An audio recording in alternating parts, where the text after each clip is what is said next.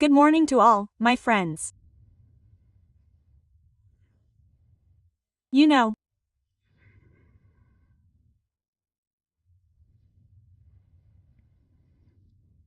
I've decided to publish a book about my life, and we're typing the text from my own words.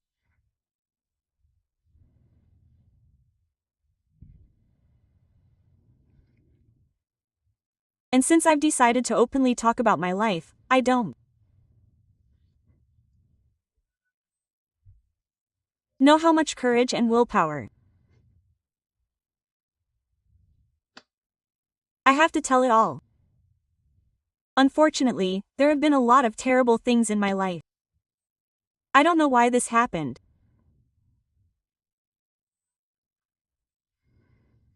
So many and so often, maybe because I was an unloved child, a street child, so to speak, though not a hooligan, though I never ended up in the police station or anything like that.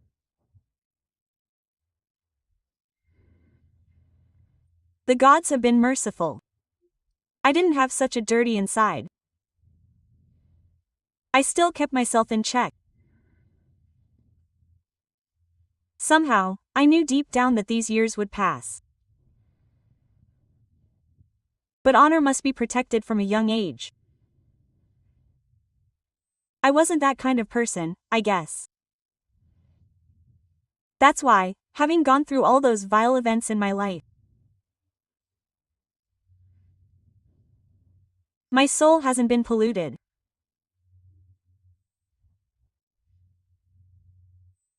But there were a lot of these cases, because my family didn't care where I lived, or how I paid for my rent.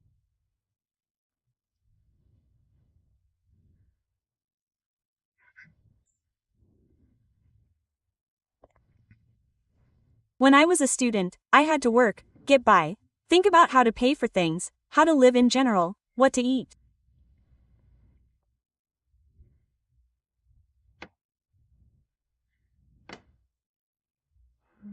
And, of course, judging by, I mean thanks to my profession.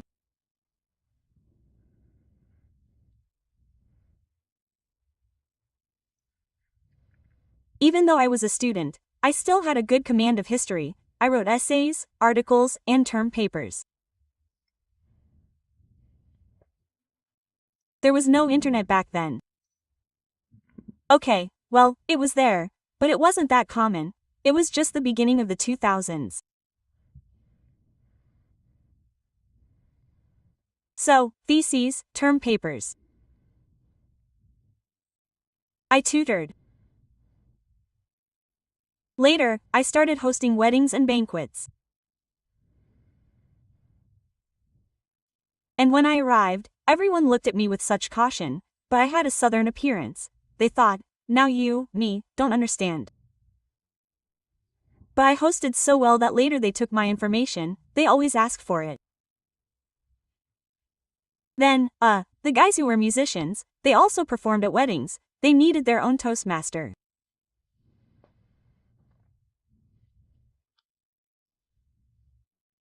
I traveled with them, worked. We had a woman, she was already an old woman, she was a teacher, then worked in the administration. I knew that she had also once worked part-time. So I went to her, she explained a lot to me, gave me her scripts. Inquisitive mind, I had to survive, you know? And I just realized that why did I have this brain if I can't somehow support myself? As my grandfather used to say, I didn't give a damn about a job that my stomach couldn't feed.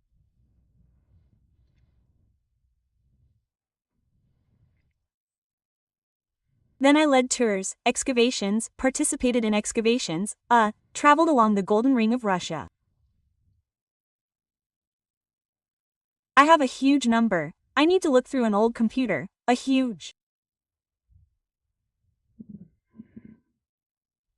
video library of these photographs. Pskov, Veliki Novgorod, Rostov the Great, Suzdal, Tver, Tambov. Well, I've been everywhere. Well, Tambov is not part of the Golden Ring, but I've been there too, and there was a sheet, and there were excavations of a burial mound there. I worked all the time. While other kids ran away from home, drank, shot up, went to the highway, or anywhere else to escape parents like that, I simply immersed myself in work.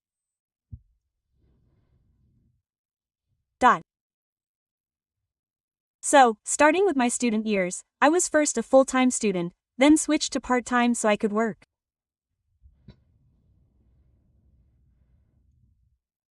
I even finished school, a school for working youth, so I could work in the evenings.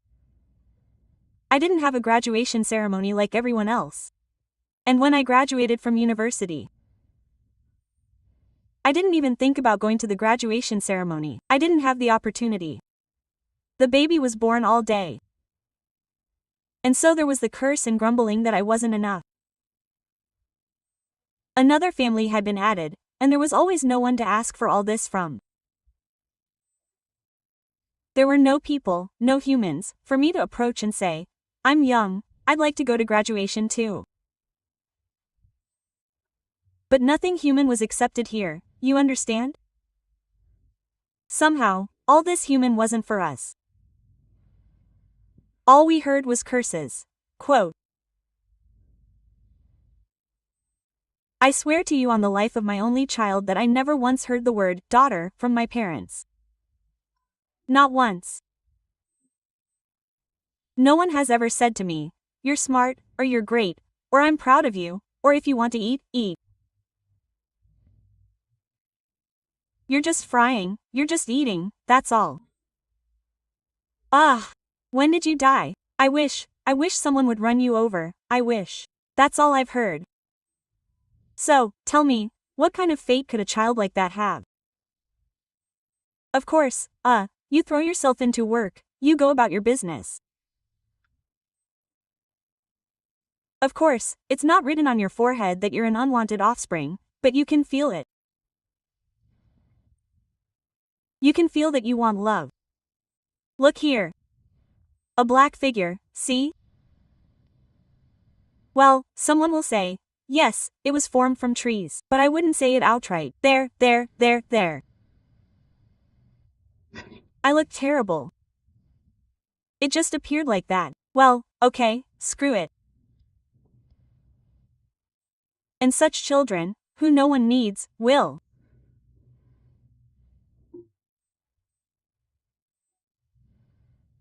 Always have a hooligan environment, they will always be finished greasy, fat, stupid drunk men who will want to get her at any cost, because she's an orphan. Well, an orphan with her parents alive, yes. My parents weren't alcoholics. And although no, my father, of course, was an alcoholic. Well, I mean, it's not considered a dysfunctional family. They were teachers. My father was a theater director. Yeah. My mother was a mathematician. If I had told anyone back then what kind of hell I was living in, no one would have believed me. And, as a rule, what does society say? Well, after all, they are my parents. Well, anyway, stop it. Well, you still have to respect that. Damn it, go to hell. Respect whoever you want. Don't tell people who have been through hell on earth that they have to respect their jailers. You understand? And while I lived in Georgia, I had protection. Grandmothers and grandfathers stood up for us. We didn't feel it like that strongly. They always had our backs. We were well fed, we were happy. But when we found ourselves face to face with psychopaths, life became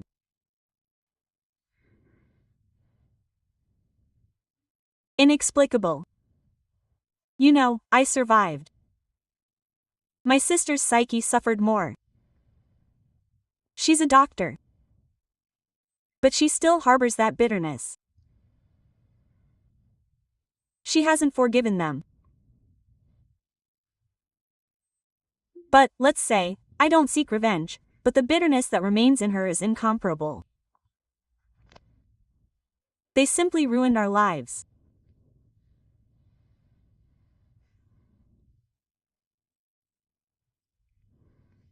When they dumped a huge Horizon TV on our shoulders, we carried it onto a wheelbarrow together, because he would have come and simply beaten us until the morning because the TV wasn't working.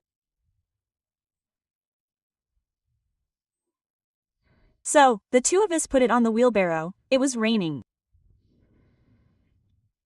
We covered the TV, got soaked ourselves, dragged it, probably walked for 40 minutes.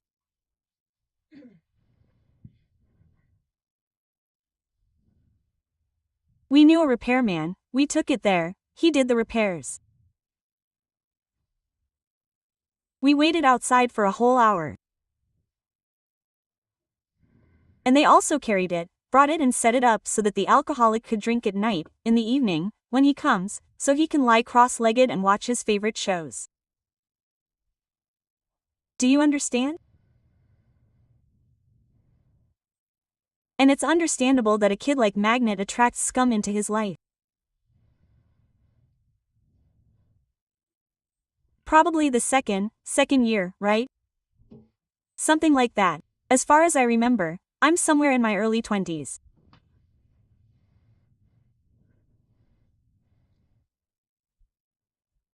You're talking about these spesitsevs or whatever they're called, I don't even want to say it. But do you know how many like them there are in Russia? In fact, there are at least as many in Russia worldwide. Recently, in Elektrosol, they arrested a maniac who hired girls to be nannies for his son, then killed them and buried them on his property. And one barely escaped. When I heard this story, I was shaking, because I was in roughly the same situation as those girls. I was in the maniac's lair.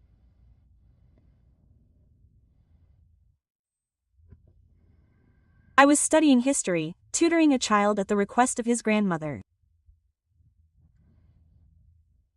Her friend worked at our university. Secretary. And they knew each other. The children's mother died of cancer. And so, a boy and a girl. The grandmother took custody, and the father was a warrant officer who had been through Afghanistan, Chechnya, all that, a respected man.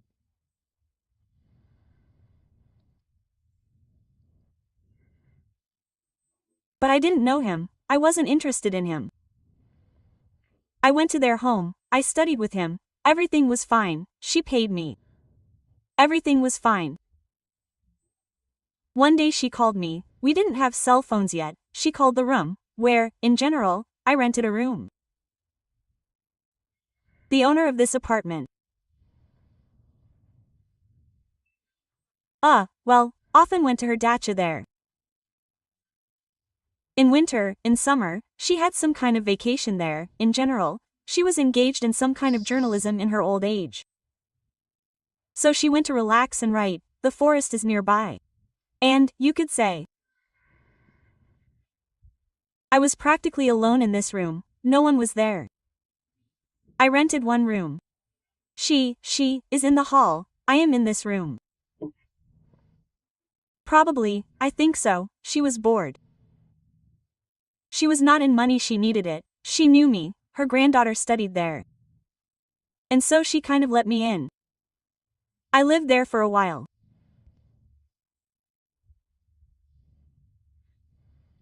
And then one day, this boy's grandmother suddenly called me and said she was inviting me to Antoshka's birthday party.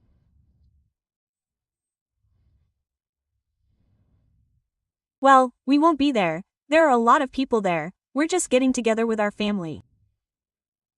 We'll celebrate at the dacha. You know, someone will ask, are there feelings, premonitions? Yes, of course, it always happens. And the dreams can be disturbing.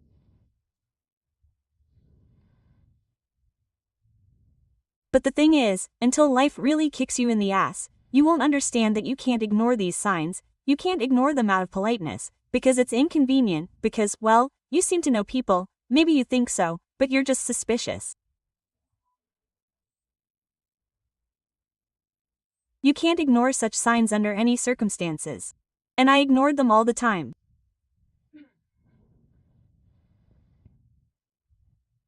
Before that, a couple of days ago, I had a dream that a wolf was tearing me to pieces in the forest.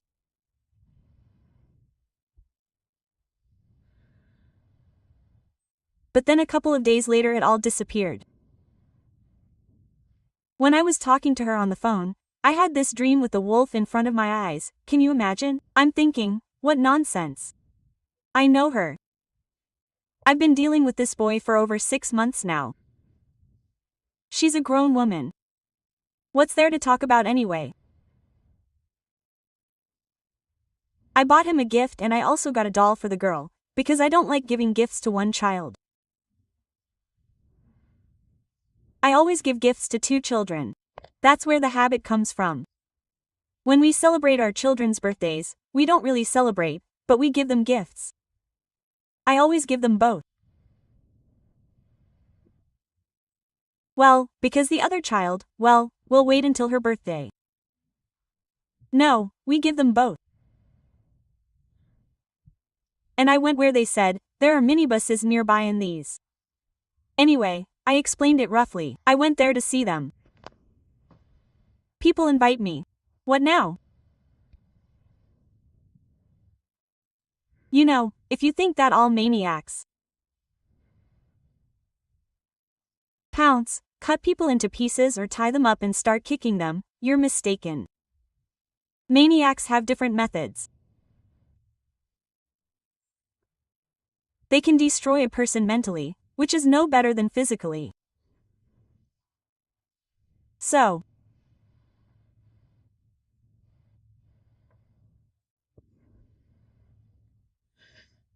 we arrive. It's the old lady there who says, well, oh, the kids are going somewhere now. The aunt took them nearby, some entertainment center has opened for children. They'll be home soon, quote, she. And that's it, there's no one else. Well, that is, a summer house. And she says to me, oh, Anechka, you know. I'll probably go get them. Maybe they were late for a while.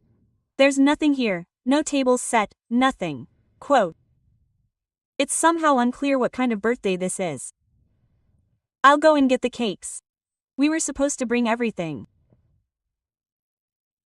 There was just one request, she told me to peel the carrots, something like that, and put the eggs on to boil. Now, just do this and that's it. We'll probably be here in half an hour. They had a Rottweiler. Brutus. This Brutus, he knew me. He treated me very well. Such a kind dog. No, well, he's young, probably still a puppy of a year or year and a half, you could say, but already such a teenager. This Brutus is just the kind of dog you won't be bored with. I say, okay. And she left. About 15 minutes pass, I look, someone comes in.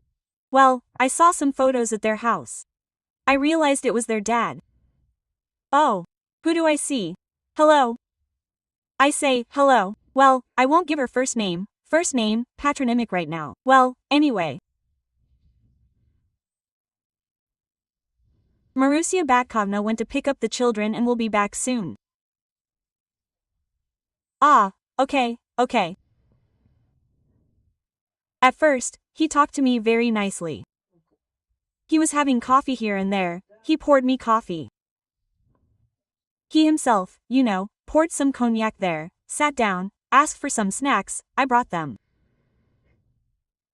And when he came in, I felt that brood, this dog. He cowered in the corner, really scared. He huddled in the corner, went somewhere in the corner, lay down, just huddled in the corner. I don't understand. Well, I kind of wait and wait.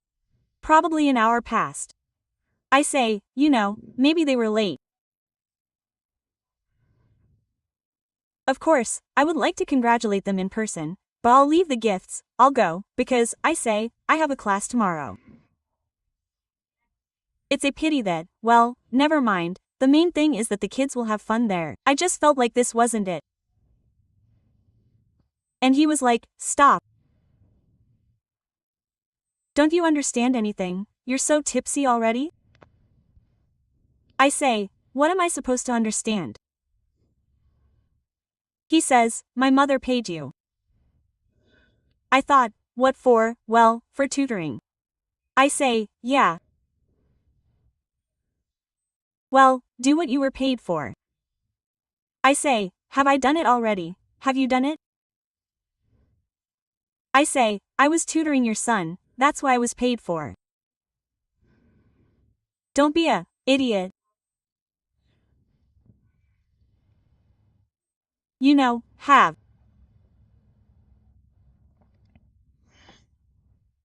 you seen the devil? There was a real devil sitting across from me. I don't mean that in an offensive way, just the devil, you understand? Not a person, the devil. The devil's nature.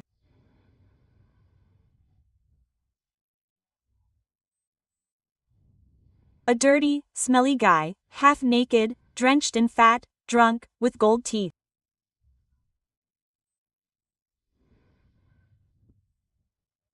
His greasy appearance disgusted me so much.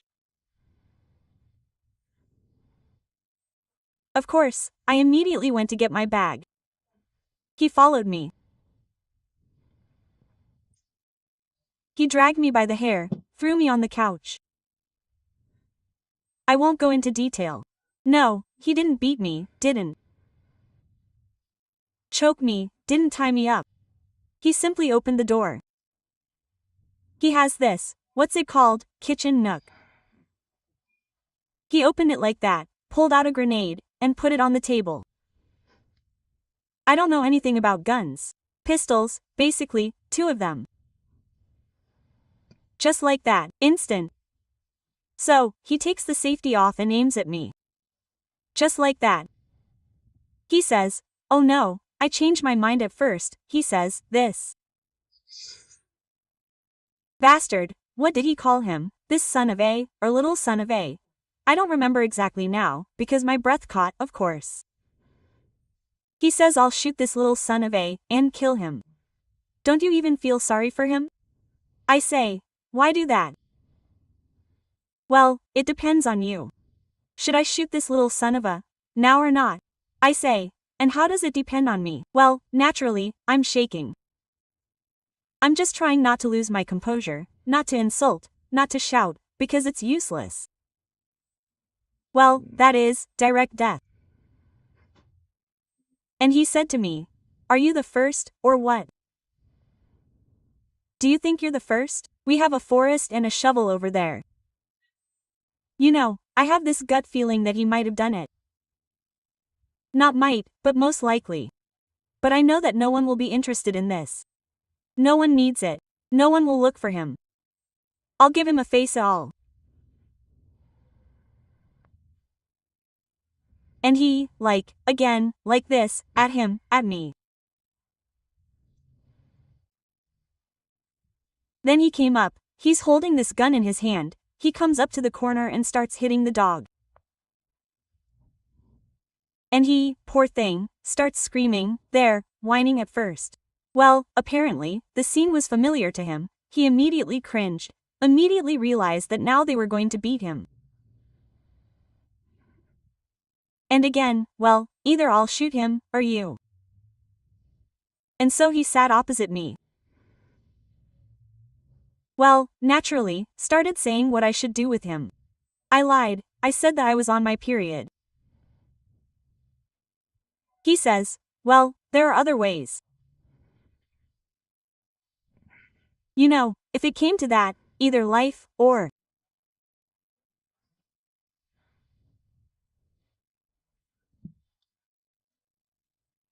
for a child, this is simply an unacceptable thing. It's not even clear how it's done and what is this, but if it came to this, of course, and it seems to me that anyone in my place would agree to anything, just to survive.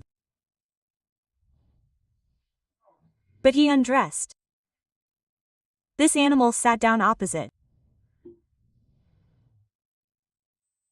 I tried not to look at him, but I'll tell you that these bastards have a very strong inferiority complex in the male department. They are nothing. I think that we are adults, and you understand what I'm talking about. Absolutely nothing.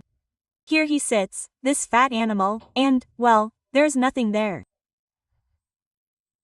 And I think that this is precisely why he has this hatred of women, that he is an insecure impotent. He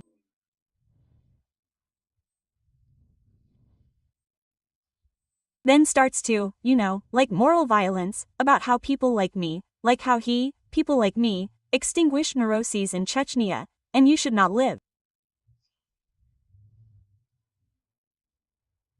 And who allows you to breathe anyway?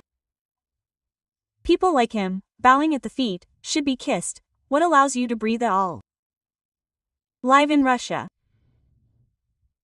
And he starts, I'm supposed to say nasty things about how, most likely, I have a brother and a father at home, and everything there's already 1,000-fold. That's the kind of thing to get me going. He sees that I react calmly.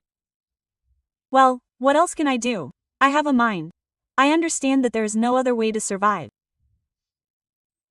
And he starts to get me going, hurt me, hurt, so that I say something wrong. And I don't know why he couldn't come up to me and hit me, honestly. This is for psychologists, real psychologists, not just any layman, but he only grabbed me once and dragged me into the room. He didn't touch me, he didn't hit me, he didn't do anything. He just puts me under the gun like that. He takes aim like this, then he aims at the dog.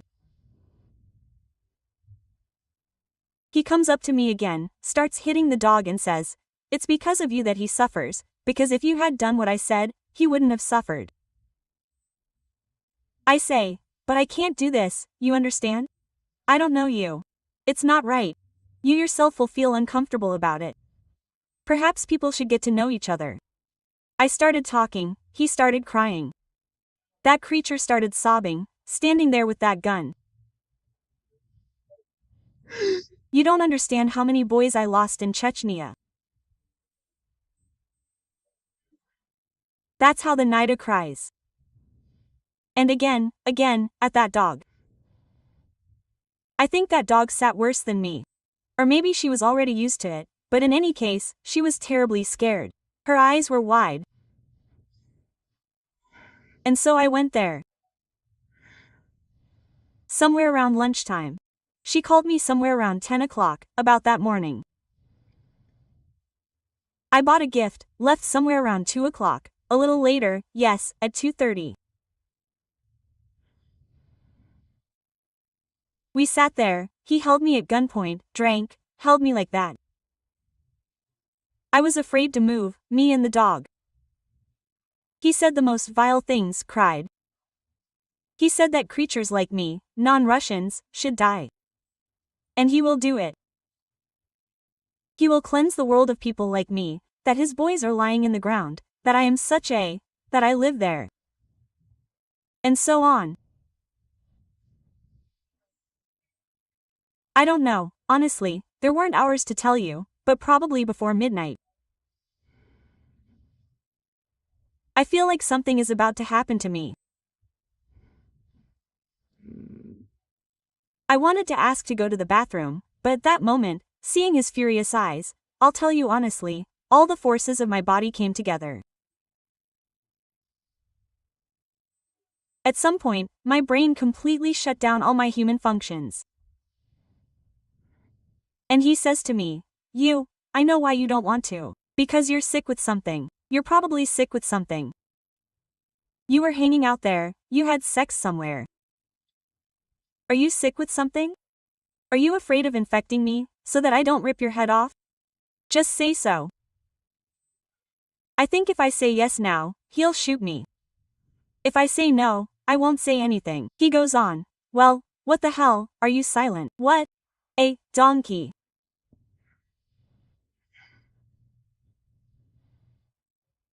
And I had this feeling that this would be endless, it would just never end.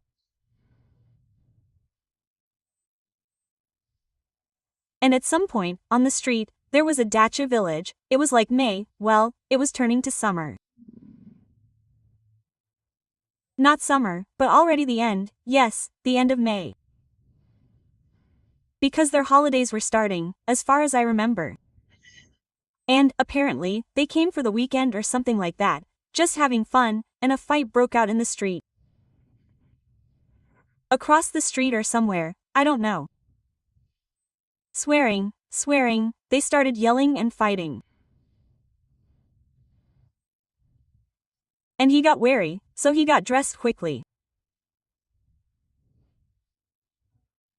This guy took the gun with him alone and went outside.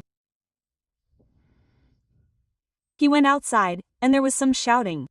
What the hell? What are you doing here? They were yelling there. They started cursing at him, and he went to sort it out. And I just realized at that moment that, well, there wouldn't be another chance.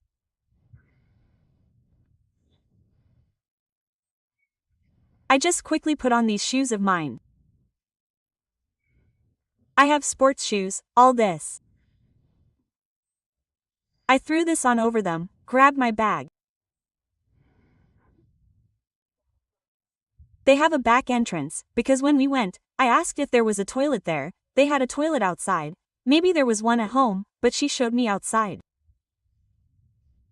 And there's a gate and a back entrance and through this side of the house, and in general an entrance in that direction, onto that street. There's also someone's garden and further on, but no one was home there. It was obvious that everything was turned off. And I called this brute. He ran up to me.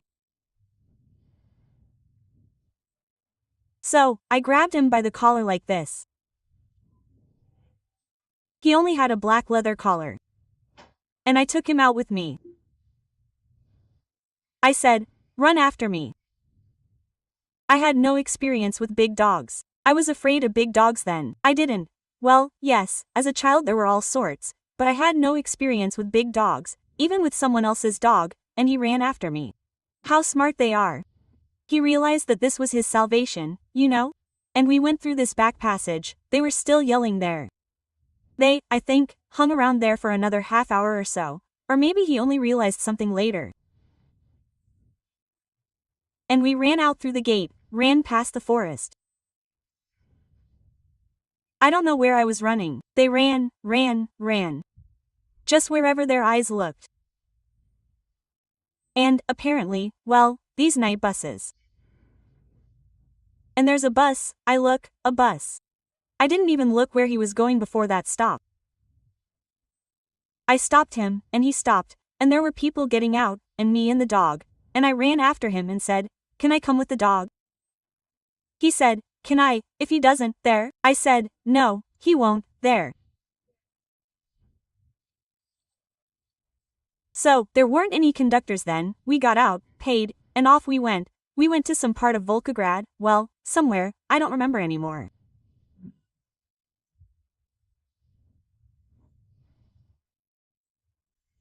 I get out with this dog, and I see these taxis standing there. Well, Caucasian ones were standing there. I say, "Guys, can I come with the dog?" Because I'm from the dacha, and I say, "I'm late, can you take me with the dog?" "Okay, get in if you pay a little extra." I say, "I'll pay extra, of course." We got in, I gave the address, they brought me, and I picked up the brute and brought him to my place. He didn't know my address, that bastard, or where I was renting. None of them knew. Of course, I didn't tell them about such things. No one was home. I knew the owner wasn't home.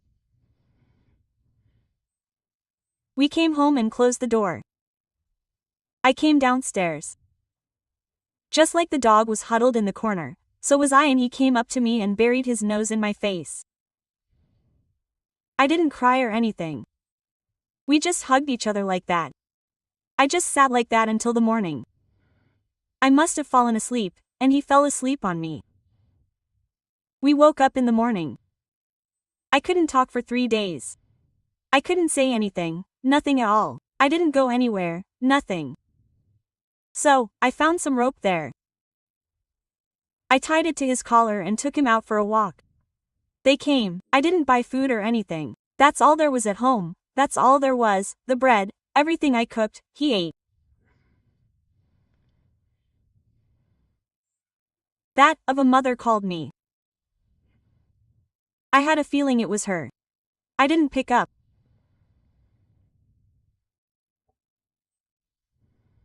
On the third day she called and said, "What happened?"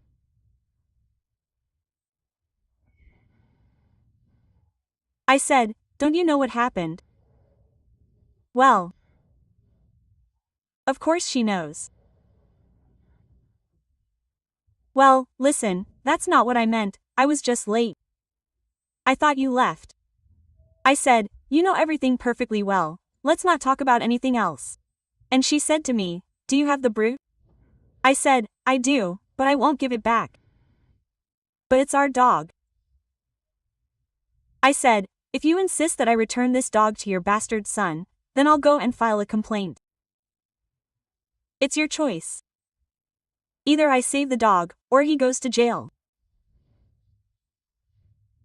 And so she hung up without saying anything. Of course, I couldn't keep a dog at home. I called, and we had a classmate named Marina. They have a private house there. She came to Volgograd to study. And Srednaya Aktuba is a big village. And I know they had a Rottweiler that died. They loved him very much. I said that I found a Rottweiler, very similar to your dog. "Will you take him, Marina?" She said, "Oh, I don't even know." "Well, I'll ask Dad then and call back." Quote. I asked, and Dad agreed.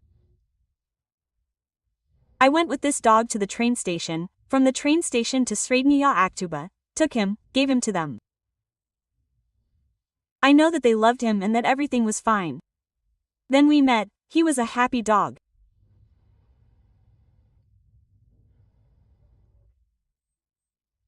And I don't know, dear people, why I had to endure these trials. Too much for one person. Well, too much. But, probably, so that I would become stronger, probably so that the internal panic would pass, probably so that I could understand every person, probably so that there would be a person left. I could have run away, I didn't care about their house and dog, but I didn't abandon the dog, because this dog was, how can I say, a friend in misfortune. I just understood that if I just left now, well, naturally, if he hadn't growled and come and bit me, and didn't want to, of course, I wouldn't have been able to take him. I would have preferred to save my life, of course. But when he came, especially when, of course, I couldn't abandon him. The only thing I said to them was, "Guys, change his name, give him a different nickname." Firstly, he was a brute who was a traitor, he killed Caesar. And, secondly, let him not remember anything about his past life. Of course, I didn't tell him, but I said, change the name. I don't know, maybe they changed it. And that brute and those frightened eyes of his are still before my eyes. And when I once adopted a Rottweiler, but they were sick, they hurt really badly, and I had to give them away to good hands. I took them a couple of times, they were still little, they started to hurt, I felt sorry for them, because I have a Caucasian Shepherd, so the puppy died. I couldn't forgive myself for that, he just didn't wake up and that's it. I realized that I work in this apartment, filming all sorts of things. It all goes to animals, I felt sorry for them. You know, to this day, when I see a Rottweiler, a big dog, that scene immediately appears before my eyes. Many years have passed. Well, almost 25 years. Maybe that degenerate has already died. Not dead, but kicked the bucket. Those kind of dogs probably die, yes, because he was almost 50 years old at the time. Judging by the way these dogs drink, certainly. But the most terrible thing is the actions of a mother who provides for her son. Perhaps out of fear. Perhaps out of fear, but that doesn't justify it. He calls young girls, lures them in under false pretenses, and then delivers them into the hands of this monster. And I have a clear understanding that I was most likely neither the first nor the last. I understand that there were many such girls. Most likely, they agreed to anything just to save themselves. Maybe some didn't. Someone will say, "Why didn't you file a report? He would have been jailed, the others would have been saved." Quote. My friends, he had good acquaintances, they were a difficult family. He was a military man, you know that. You yourself won't want to, the dog won't jump up, you knew perfectly well where you were going, and so on. I wouldn't have been able to prove anything to anyone. That's how he drove these girls, that's how he would have driven these girls. Believe me, it wouldn't have changed anything. But I know one thing. I come as justice into the lives of certain people, and I've noticed this in myself many times. It's not about me, it's about the forces behind me. I'm brought into the lives of those people whom the universe is tired of tolerating, forgiving, and giving a chance. And I'm the last straw. After me, these people are punished terribly. I don't know, I haven't followed their fates. It disgusts me even to remember this scum. Be careful, very careful. And tell your children that even if your teachers invite you, as I tell my own children, there was this nationwide torturer. That's what they called him later. He opened a camp, trained children there, everyone adored him, loved him. It turned out he tortured them. He told the children that he was showing how the Germans tortured partisans and that no one should talk about it. And when they found this entire video library, everyone was horrified.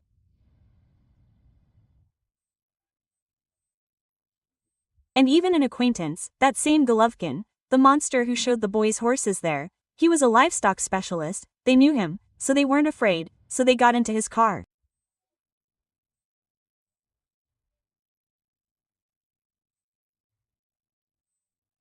I always tell my son, when someone you know calls you, your teacher, our neighbor, it doesn't matter, you call in their presence and tell me, "Mom, I'm going to Uncle Vasia's, he invited me to something, I don't know, to show him cartoons, so he knows that I know you're going to him, and this will keep you safe, and if he has bad intentions, he'll refuse altogether, saying he doesn't have time."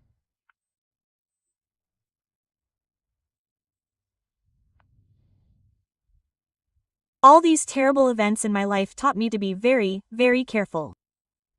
I'm telling you this now, because 25 years have passed. And some may think I'm telling it lightly.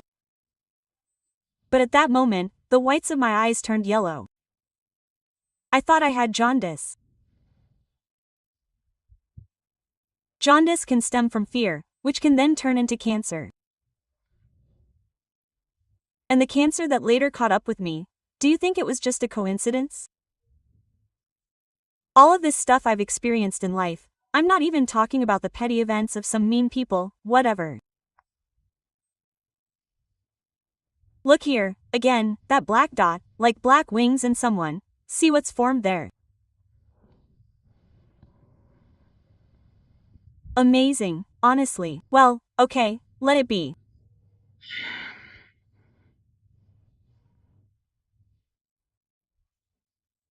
I guess I should tell you about it for the sake of completeness, especially since later, I don't know if I'll have the courage to tell it all again and remember it.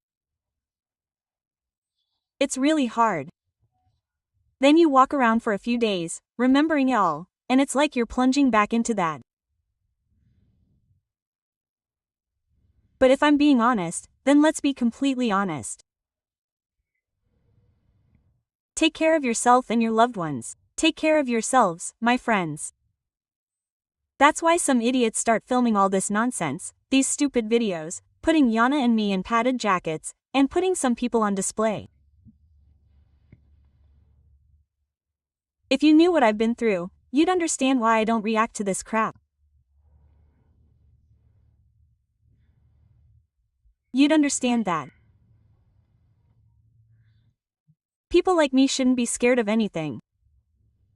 True, the word scared isn't quite right here, but we've been through hell.